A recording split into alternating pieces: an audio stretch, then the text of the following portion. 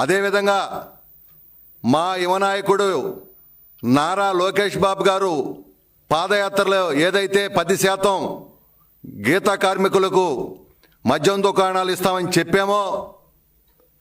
NDA ప్రభుత్వం ఏదైతే మేనిఫెస్టోలో హామీ ఇచ్చిందో ఆ హామీని జీవో నెంబర్ 13 ద్వారా 21/1/2025 తేదీన 10% వాటా గీత కార్మికులకు ఇస్తూ జీవో ఇవ్వటమే కాకుండా ఈరోజు దానికి సంబంధించినటువంటి మొత్తం కార్యక్రమాన్ని ఈ ప్రభుత్వం ముందుకు తీసుకెళ్తుందని చెప్పి తెలియజేస్తూ, ఇందుకు మనస్ఫూర్తిగా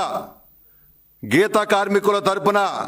గౌడ, శెట్టిబలిజ, ఈడిగ, సీసాయిన, యాత కులస్తులు ఎవరైతే ఉండారో హృదయపూర్వకంగా ఎన్డీఏ ప్రభుత్వానికి